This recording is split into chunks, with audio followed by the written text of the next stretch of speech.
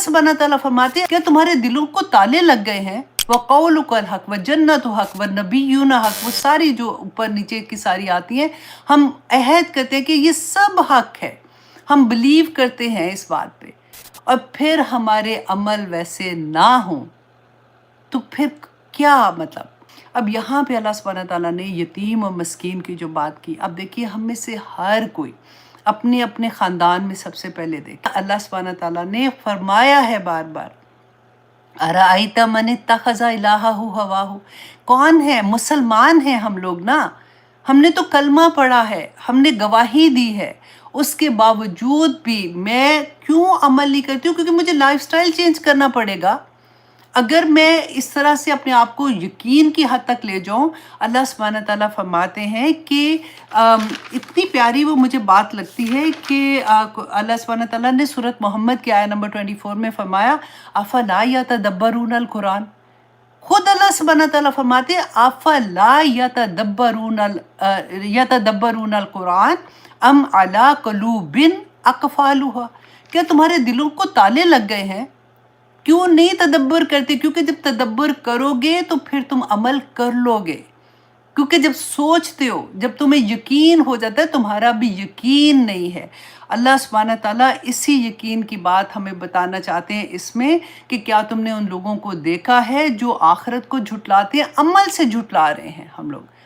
अल्लाह सुब्हानहू, देखिए वो हम पढ़ते हैं ना तहज्जुद में, क्या दुआ मांगते हैं, अंतल हक व वादुकल हक व लिक़ाउकल हक व क़ौलुकल हक व जन्नतु हक व नबियुना हक, वो सारी जो ऊपर नीचे की सारी आती हैं, हम अहद करते हैं कि ये सब हक है, हम बिलीव करते हैं इस बात पे, और फिर हमारे अमल वैसे ना हों तो फिर क्या मतलब, फिर कौन कौन हमें बताएगा। देखिए मैं ये नहीं कहती हूँ कि हमने कोई फरिश्ते बन जाना है ना, ये कुरान हमारे लिए नाजिल हुआ है, इसके अहकामात हमारे लिए नाजिल हुए हैं, ये रसूलुल्लाह सल्लल्लाहु अलैहि वसल्लम चलता फिरता कुरान थे, उन्होंने ये अमल करके दिखा दिया कि ये सारी चीज़ें अमल में ढल जाती हैं, जब वो ढलता है तो मुसलमान बनता है, तब वो मोमिन बनता है। तो फिर अगर हमें ये यकीन हो जाए कि अल्लाह सुब्हानहू तआला ने आखिरत में हमसे सवाल करना है, तो हमारी हर अमल जो है वो वैसे हो जाएगा जैसे हमारा रब चाहता है। फिर अल्लाह सुब्हानहू तआला ने अब आगे देखिए कि उसी बात को बताया कि वजह क्या है, और इसकी वजह, और फिर अल्लाह सुब्हानहू तआला ने निशानियाँ बता दी जो हम अपने अंदर ढूंढेंगे। फ़ज़ालिकल्लज़ी, बस ये अल्लज़ी, ये वो लोग हैं, यदुउल यतीम, जो यतीमों को धक्के देते हैं। अच्छा, यदु कहते हैं कि किसी को ना हकीर जान के नफ़रत से कह देना, साइड पे कर देना या उसको देखना ना। वला यहुद्दु अला तुआमिल मिस्कीन, और वो रग़बत भी नहीं दिलाते खाना खाने पर मस्कीन को। अब यहाँ पे अल्लाह सुब्हानहू तआला ने यतीम और मस्कीन की जो बात की, अब देखिए हम में से हर कोई अपने अपने ख़ानदान में सबसे पहले देखे, सब मैंने इसके बारे में बहुत डिटेल में पहले भी बात की थी कि सबसे पहले देखें, जब तक वो बच्चे बालिग नहीं हो जाते ना, तो वो इसी के अंदर, इसी अहकाम के अंदर आएंगे कि अल्लाह सुब्हानहू तआला ने इस पे इतना जो अजर दिया है। रसूलुल्लाह सल्लल्लाहु अलैहि वसल्लम के आखिरी अल्फाज भी क्या थे कि नमाज की हिफाजत करना और अपने ग़ुलामों के साथ कोई बुरा सलूक ना करना, ये रसूलुल्लाह सल्लल्लाहु अलैहि वसल्लम के आखिरी अल्फाज थे, आखिरी वसीयत थी। तो हमारे तो हर घर में, और कुछ नहीं तो हमारे नौकर जो है ना, वो तो हमारे सामने है ना, उनके देखिए अगर वो यतीम नहीं तो मस्कीन के उसके अंदर आ जाते हैं। अपने ख़ानदान, सबसे मुश्किल काम पता है, अपने ख़ानदान में किसी को हेल्प करना हो जाता है। क्यों? क्योंकि हम लोग जज करना शुरू हो जाते हैं। गैरों की मदद करना फिर आसान होगा, उठा के कुछ ना कुछ दे भी देंगे, लेकिन अपनों को, और यहाँ पे अल्लाह सुब्हानहू तआला ने जो बयान किया ना कि यतीम और मस्कीन को सिर्फ खाना खिलाना ही नहीं है, उसके सर पे हाथ रखने का जो बात आती है ना, वो ये कि उसको ओन करो, उसकी मोहब्बत, उससे मोहब्बत करना ओन करो, क्योंकि जो यतीम होता है ना, वो बहुत सेंसिटिव हो जाते हैं बच्चे। आपने कभी अपने इर्द गिर्द लोगों में देखा होगा, मुझे अभी तक याद आता है,